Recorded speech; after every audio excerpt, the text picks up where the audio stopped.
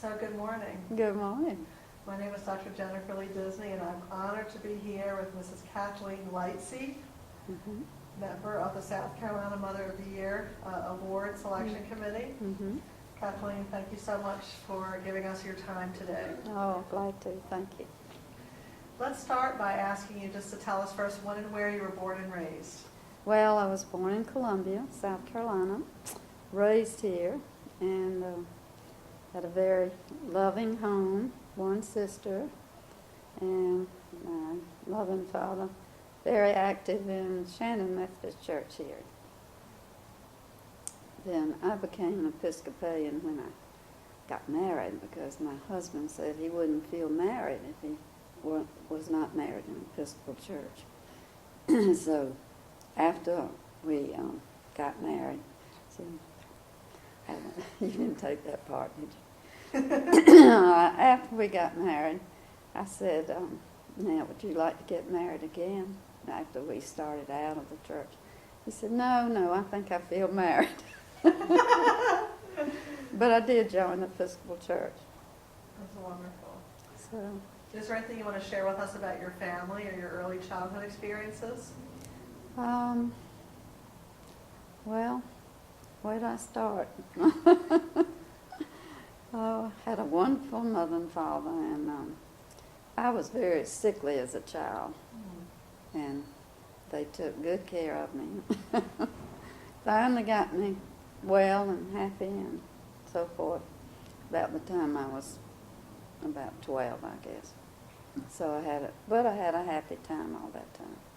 I was allergic to milk, so that was why I was sick. It wasn't hale and hearty and caught all the diseases. But I finally got myself well and had a fun high school experience and met my husband in high school. In high school, wow. Yeah, and we started dating in college, I guess, and got married when he finished Clemson and I did not finish. I was at Coker College when I was a junior, and the deal with my parents was that I would finish college. That was a big deal or else I would have had to run off and get married. They would give me a wedding if I promised to finish college. So I finished at the University of Georgia. And Harry, my husband, went to the University of Georgia to study veterinary medicine. So I went with him. And then when I did finish after a year, I worked as a librarian at the law school at the University of Georgia. So anyway, and that was my only paying experience as a working female my whole life. I worked, but I didn't get paid for it. That's exactly right. So many women's roles. Except with a lot of love. That's right, labors of love. Yeah. So let's go back. I want to ask you, when you were at Coker College, well, you'd already met your husband, Mm-hmm. so that may shape your answer. But when you think back to your experience, your education, and your young adult life, what were your goals, dreams, and aspirations at that time before you were married? My aspirations were to get married. So at that point in history, or women's history, that's what women were supposed to do. They were supposed to get married and have babies and raise them all and be nice to their husbands. So anyway, Harry went to veterinary school and became a veterinarian. And so we went to live on a farm that his father owned. And it was near Allendale, South Carolina. And it was 10 miles from Allendale, so that's what would I say? Enough in the suburbs. It was really in the suburbs. So we went to live there, and met a lot of nice people around there and in Allendale, and a bunch of little towns right together, Fairfax, Barnwell, Brunson, and we just, in these small towns, they didn't have a movie theater, So they made their own entertainment. And there was garden club, bridge club, dance club, supper club. And they danced a lot, had all kind of dances. So Harry and I had to come to Columbia to rest up. So it was a lot of fun living there. So that's good. You've already predicted my next question, which was to tell us about the early years of your marriage Yeah. and the birth of your children. So my oldest child was born as Harry finished veterinary school. And he was born in April and Harry finished in June. So when we went to Allendale, the name of the farm was Belfast, so we went to Belfast. Had the little baby. And we had another little boy the next year. So Harry had always wanted to go to law school. And he was 16 when he went to Clemson, and his dad wanted him to be a farmer and take care of his hogs and cattle. So, and Harry was too young to say no. So the whole time he wanted to go to law school, but did what his dad wanted him to do. And his dad was a lawyer, so I don't know how that happened, but finally he grew up enough to tell his dad he really wanted to go to law school. So we came to Columbia, to the University of South Carolina Law School with 2 little boys. And I didn't work. I stayed home and took care of the little boys. Oh, you worked. No, I didn't You work. worked at home. is I what worked mean. at home. I worked at home. And so the day that Harry finished law school, I had a little girl. Wow. So anyway, Harry said, the best day of my life, and you upstaged me by having a girl. So at any rate, and then I had another boy, a son, born later on after that. And so we had a nice, complete family. So 4 children total, Mm-hmm. 3 sons and 1 daughter. Right. Do you want to tell us about them and what they're all doing today? Well, they're all doing, the first 2 went to law school. They went, Harry, the oldest, went to Princeton because he was playing football, and he could play football at Princeton. He wasn't good enough to play at Carolina or a place like that. But anyway, You had to have good academics to get to Princeton as well. he did. And he decided that he wouldn't play football there, he would study, because he said, if I play football, I'm not going to study, going to have terrible grades. So then he finished and came to South Carolina Law School, where Harry became a dean while son Harry was in law school. Yeah. And it really kind of affected him, to be the dean's son.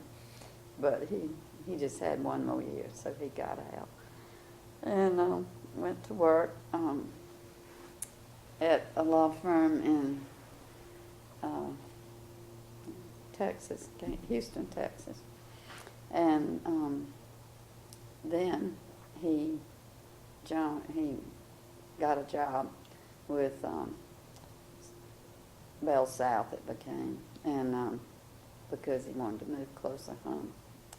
So he got that job, moved to Columbia, and then they moved him to Miami, and then to St. Louis, and then to and then to Columbia again, and Atlanta 3 times in between. But in all that process, he was promoted and became president of Bell South. Wow. And Wonderful. and they merged with AT&T and gave him a real good job, but it wasn't quite what he wanted to do or what he had been doing. So he investigated his retirement, and at 55 he retired. Wow. Good for So I him. felt very old.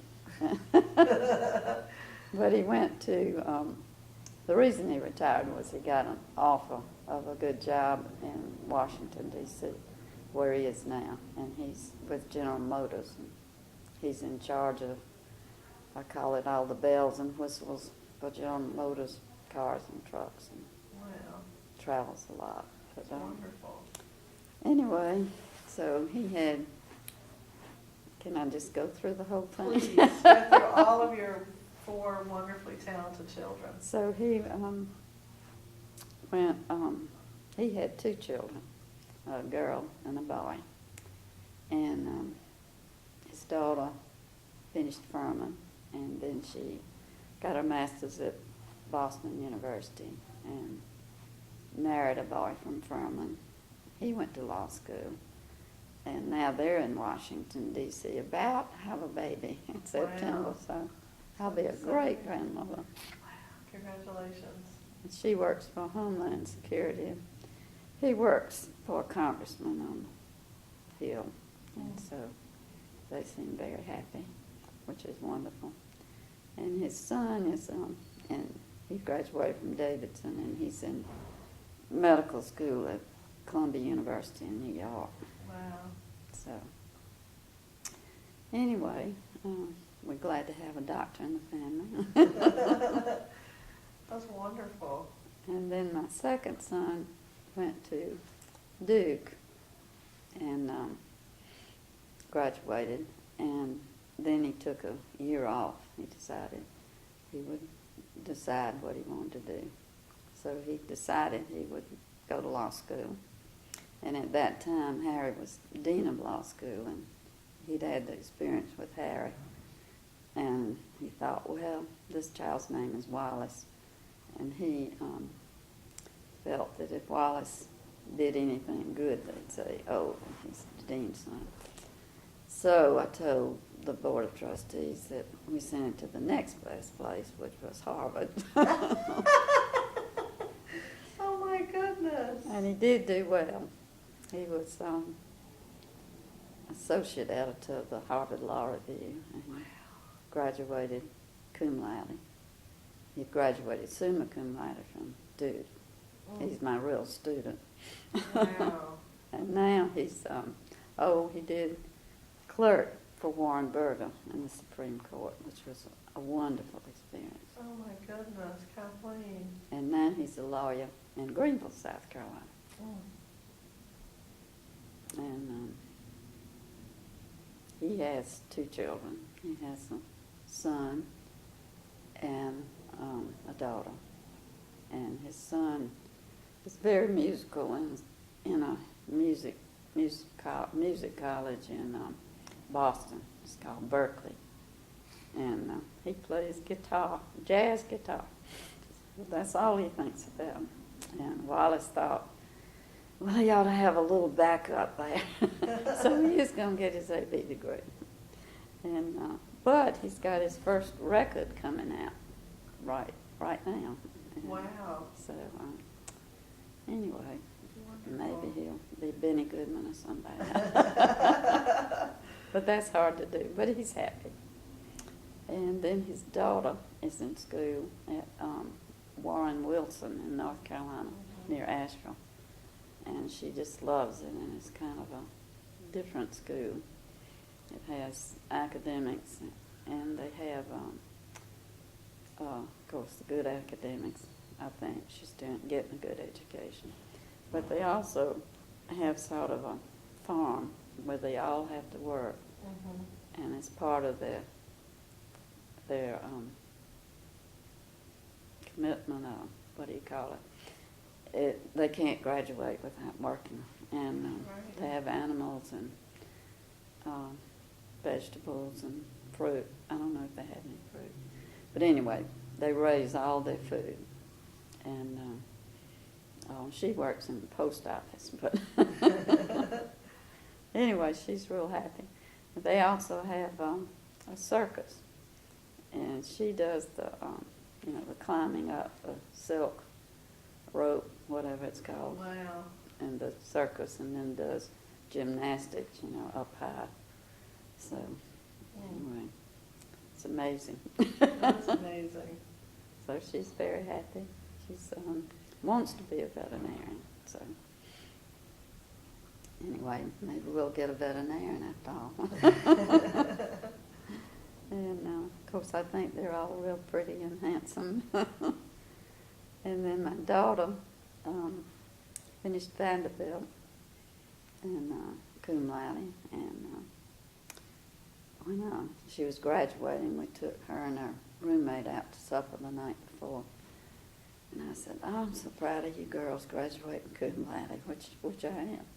But the roommate looked at Kathleen and she said, "Well, it should have been magna, shouldn't it, Kathleen?" She said, "Well, it's all due to your priorities." So, what your priorities are.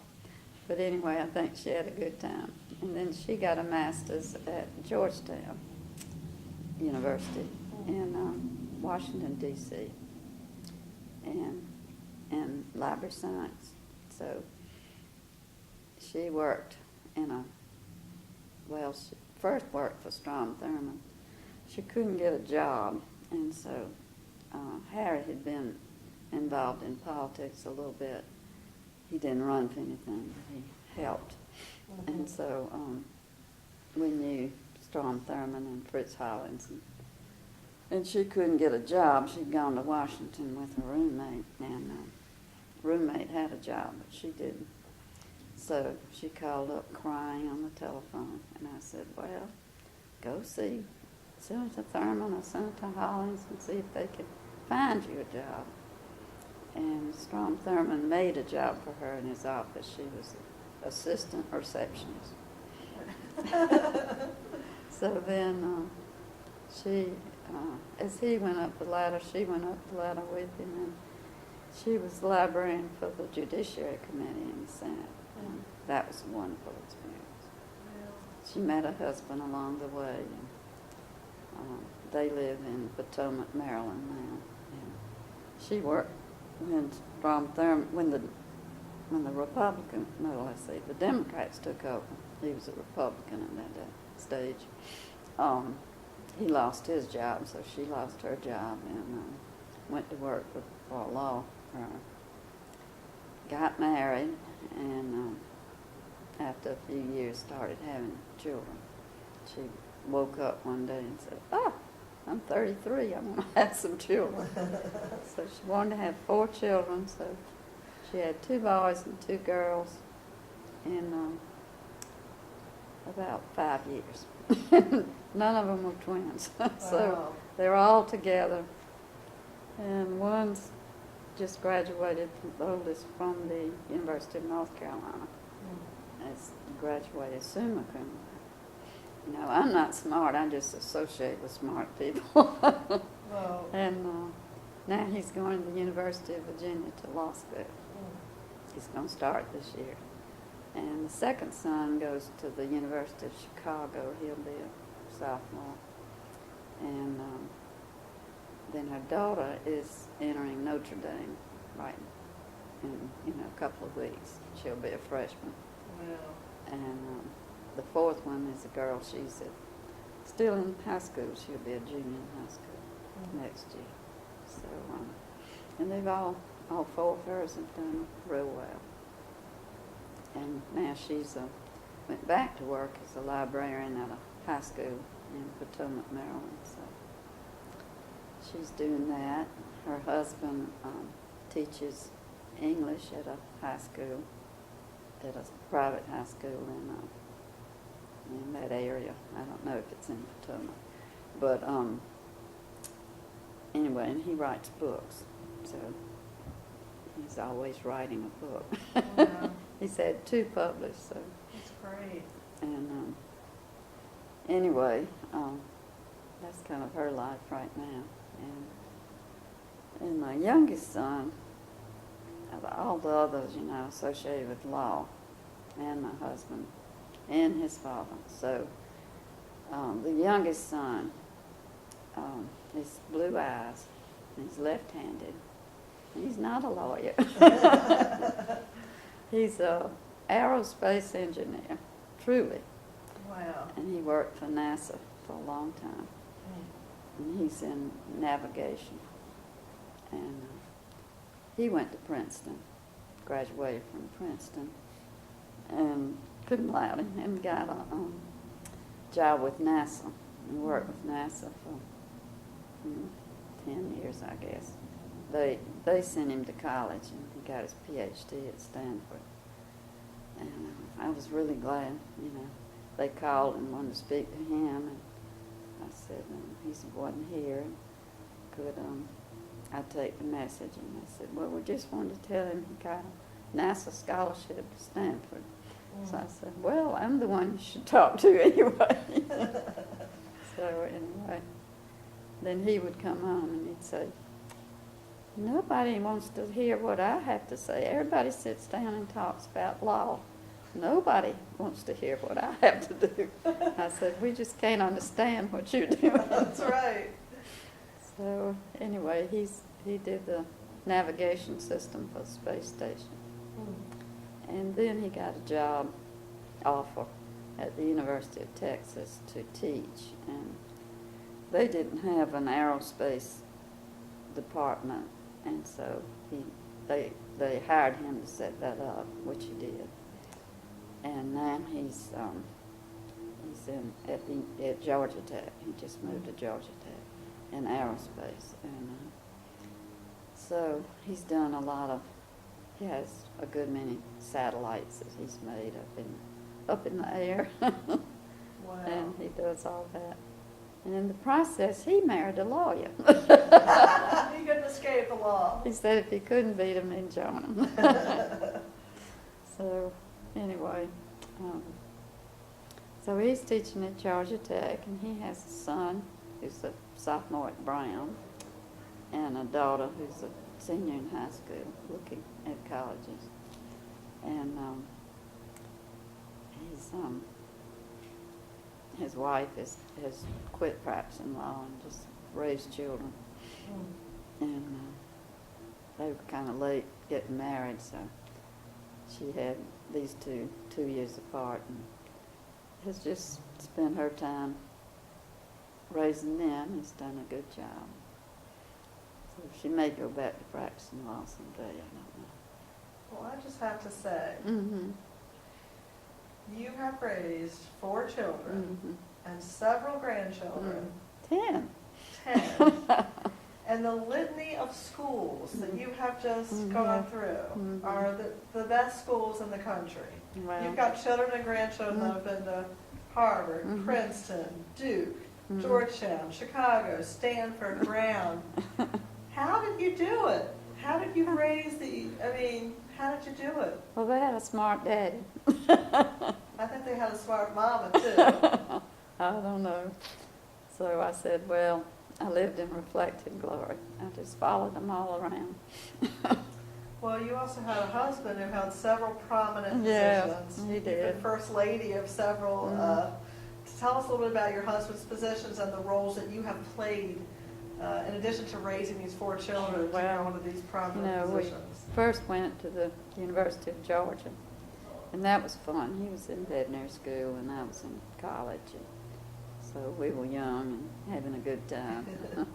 And then we went to Allendale, I call it, to the farm, and it really was an old plantation. And Harry's mother restored the old plantation house, which was kind of fun.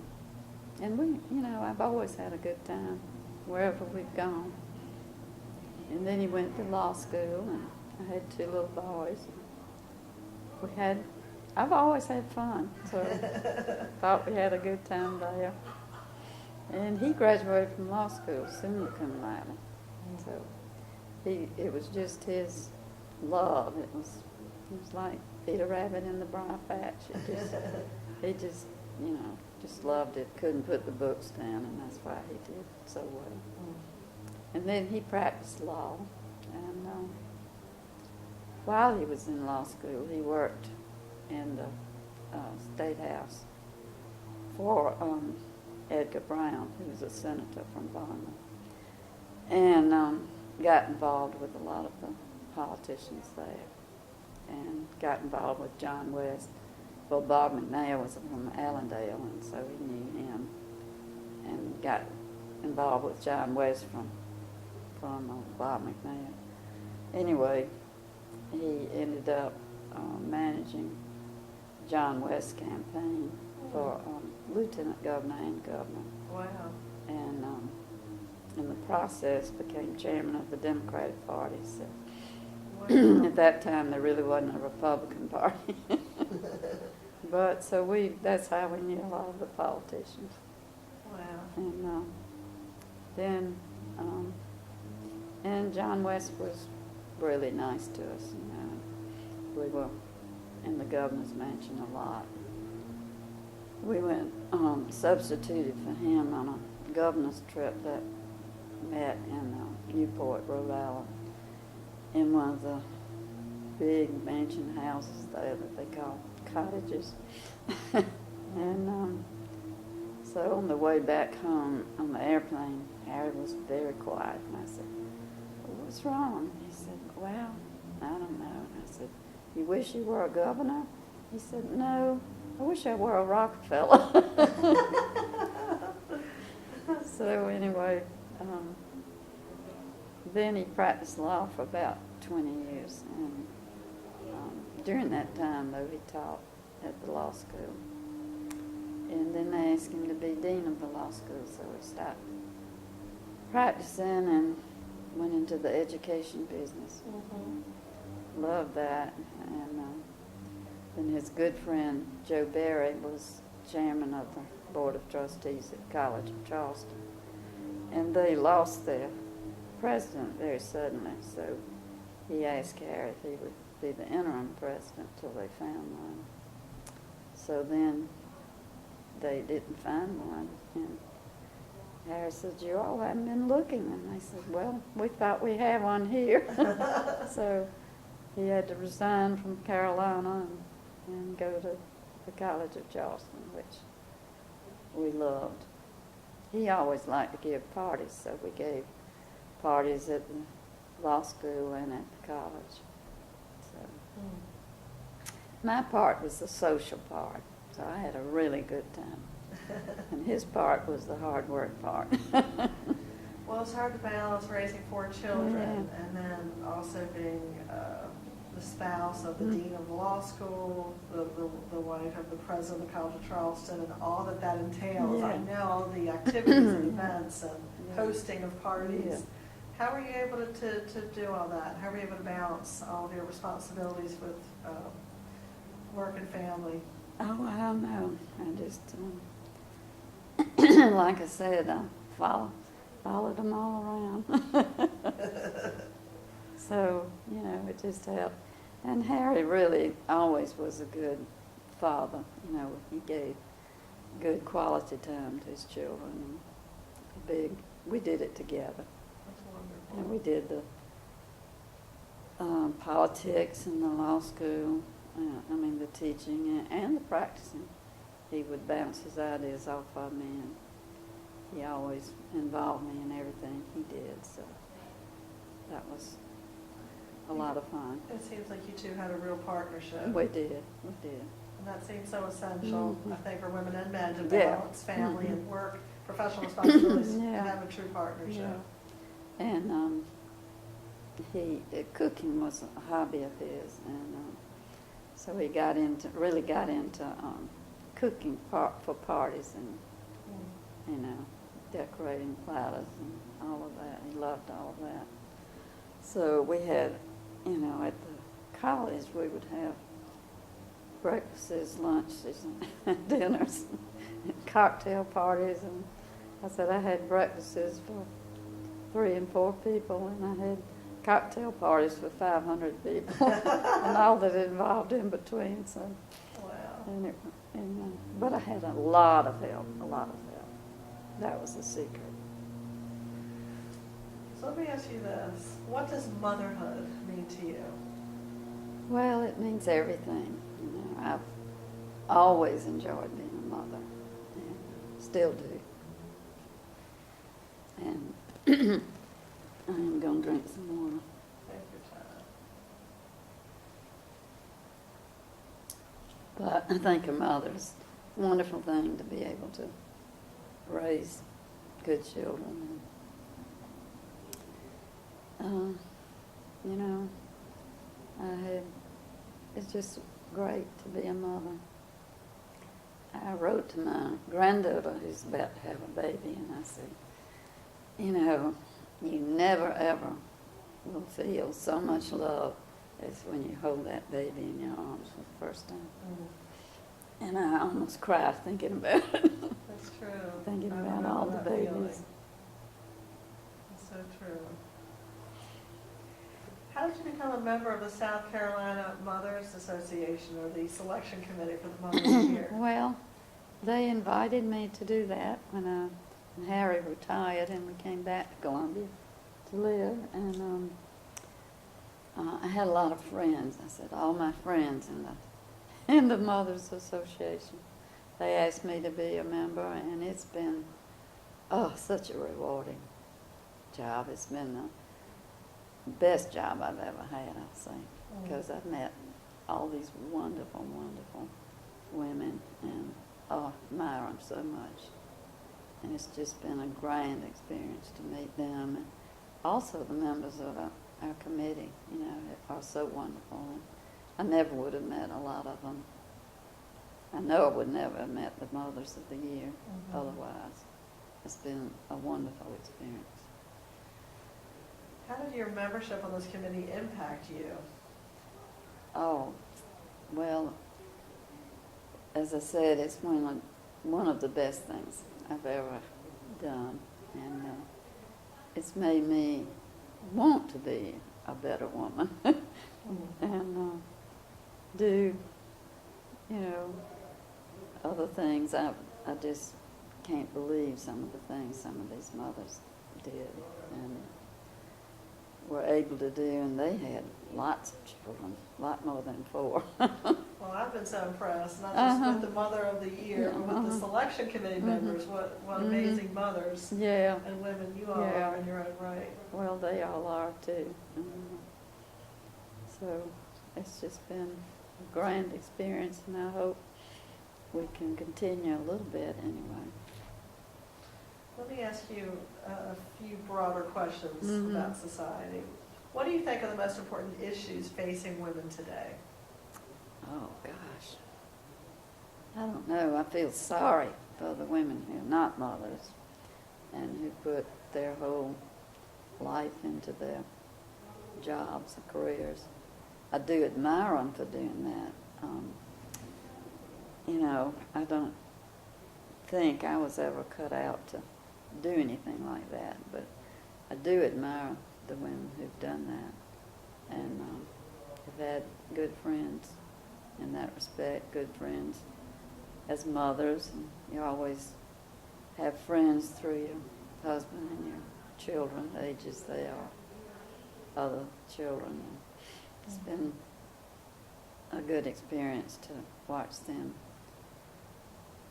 friends of my children, grow up and do well. Right. So, I don't know what would be I just don't know what would be the best or the hardest or the most experience for women today. Well, certainly I don't have balancing all those Yeah. things, I think, right? Work inside the home, work outside the home, that could be a challenge, for sure. And but besides all that, I have done church work and PTA and been on a lot of educational boards. That's what I did also want to ask you. Tell us, you've already started to do that. Any other activities you want to share that you've been involved in addition to the Mother of the Year Association? Yeah. Well, as I said, a lot of my activities were involving my husband and my children. And I've always been interested in education and higher education. I just feel that's the secret to a better society, really. And I have worked on committees pertaining to that at on the high school level and the college and levels, and it was interesting. I don't know if I should go into this, but Harry was a lawyer during the desegregation, period. And I look back now at some of the films and things of those activities, and I think, gosh, I lived through all that. It was an interesting experience. We both felt very strongly about the public schools, and that we should try to keep them as good as possible, and wanted our children, our children all went to public schools in Columbia, through the high school. And they had, good experiences themselves and scary experiences sometimes. It was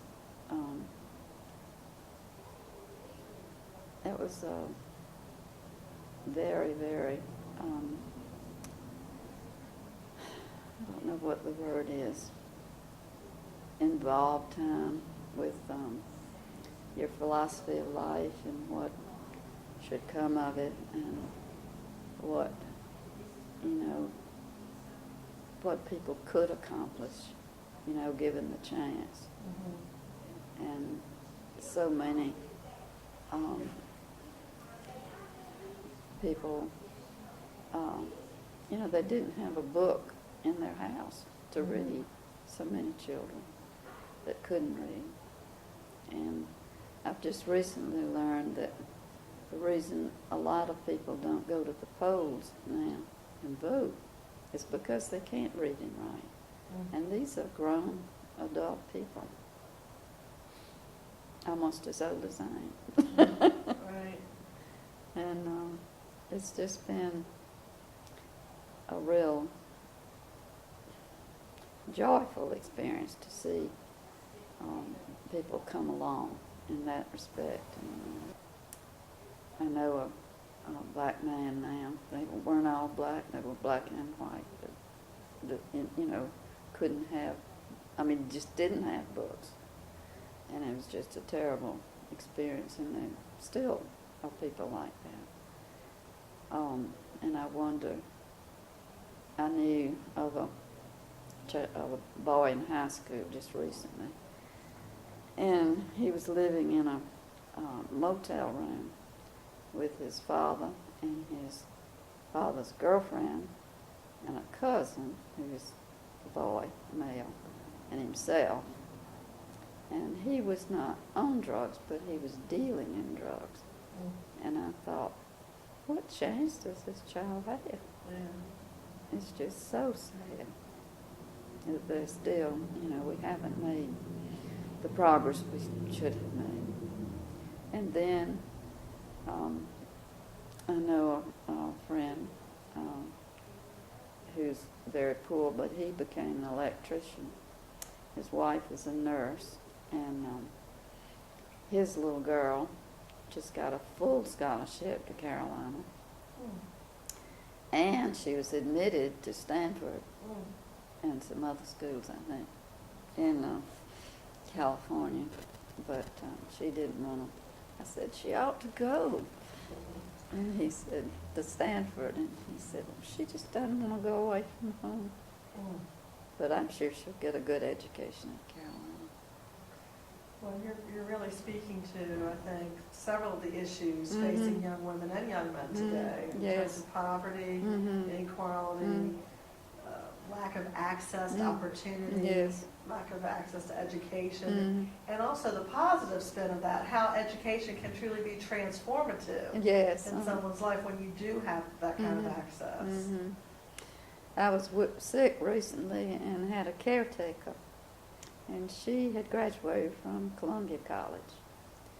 And she has 4 children and is determined for them to get a college education. And they've applied for and gotten small scholarships, but she's working very hard. And she had 3 of them out of college. She just has 1 more to go. Wow.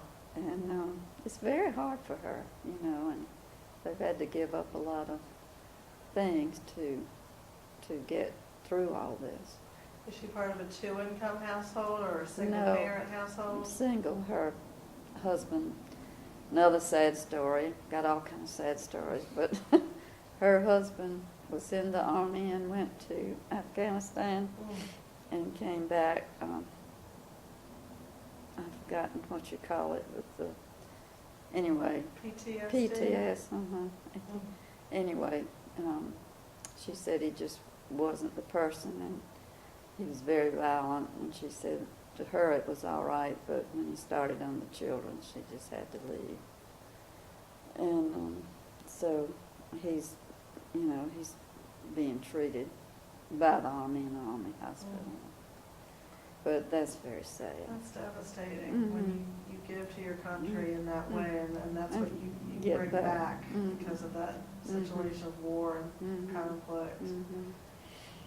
And as everything we've talked about, balance. Imagine being a single parent. Yes. And you're trying to you're You working are. hard to get your kids through school. Yeah. And there's no one else there to help you with that Right. balance. It's that partnership we Yeah. talked about, it's all on you. And So some it's of the very children difficult. who've graduated are helping her too now.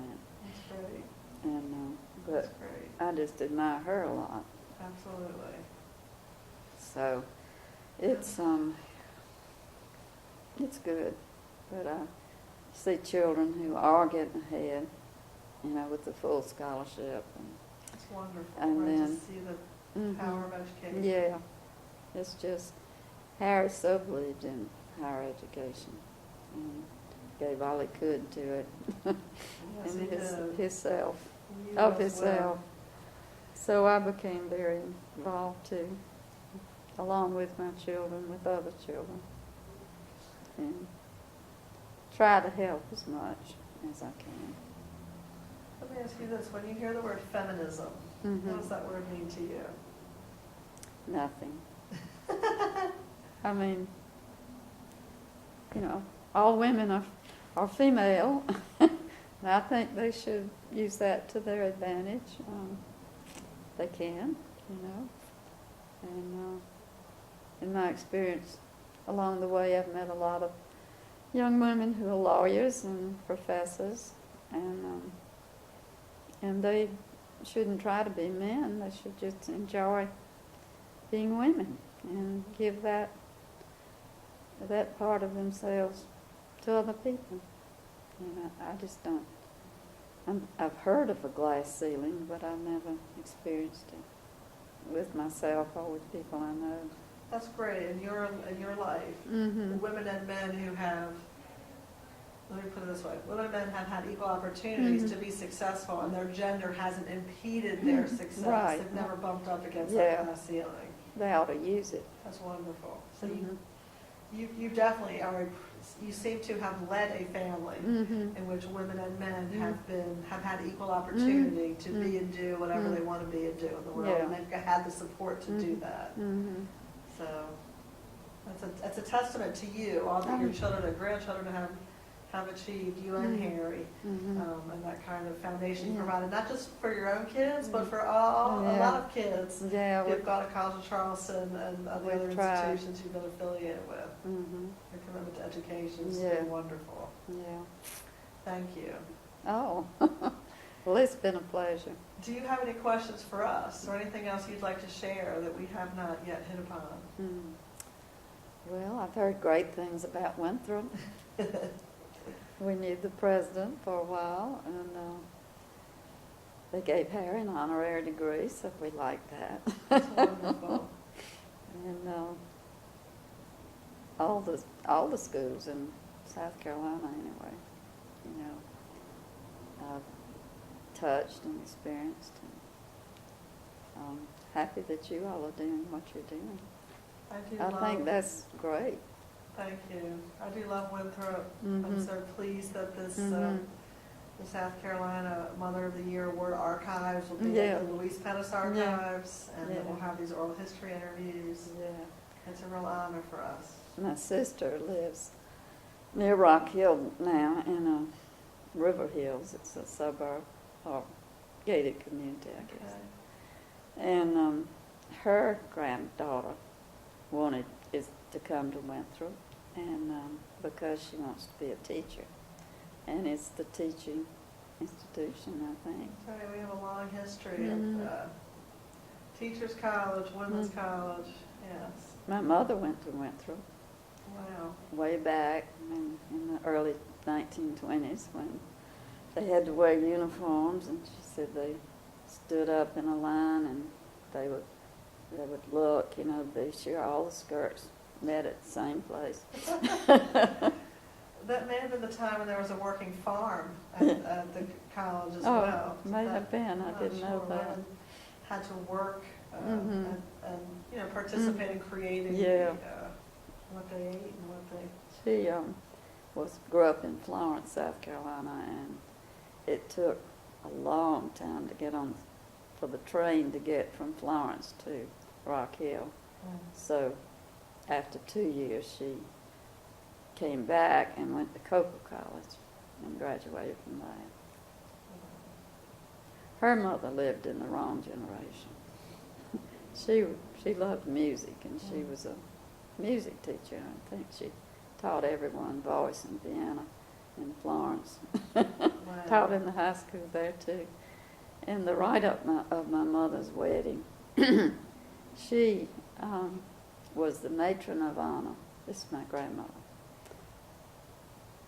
And played the organ. Now, how she accomplished that, I don't know. And had the reception of the wedding at her house. Wow.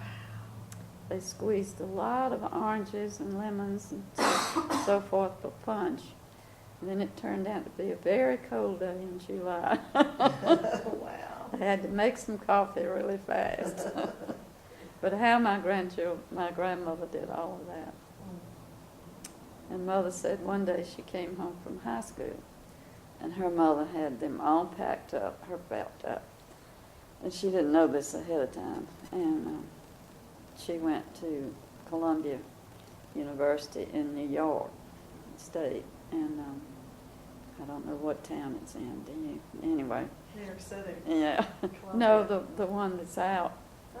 There's an undergraduate school, I think, that's away. Anyway, it was way back then in 1920. That's right. And she studied all summer music, and they all came back. So she took 4 children to New York State and studied music all summer, and I don't know what they did. Wow. Hope they didn't get into any trouble. Wow. But That's so interesting. One of the things I love about this project is that intergenerational Yeah. conversation among women, as you said, thinking about our grandmothers, our mothers, Yeah. and what opportunities maybe were and were not always Yeah. available through the generations, and how those opportunities may be Yeah. expanding. my mother lived in Columbia and taught school just just to graduate, and she taught school. And her sister lived in Columbia, so she came to Columbia and lived with his sister, who had 2 children, and one was a little boy at that time. And so she had to ride the bus to her school and came back, and Buddy would meet the bus every day, get her off the bus. And she said he came up and he said, "Aunt Mary, did you get your check?" And she said, "Yes." "Well, was it $30? So that's what she got for teaching school Wow. in Columbia. Anyway. Times have changed. For better or worse. Yeah. Good ways and bad ways. Yeah. Because the income has increased, but so have the bills. So have the expenses. Yeah, that's true. Well, I want to thank you, Kathleen Lightsey, for giving us your time today, sharing your experiences with us as a member of the South Carolina Mother of the Year Selection Committee, and as someone who's given so much to higher education through the years, through your and your husband's work, and through your children and grandchildren, and all that they're giving to society as well. Yeah. Thank you you so much for your time. We really appreciate it. Thank you.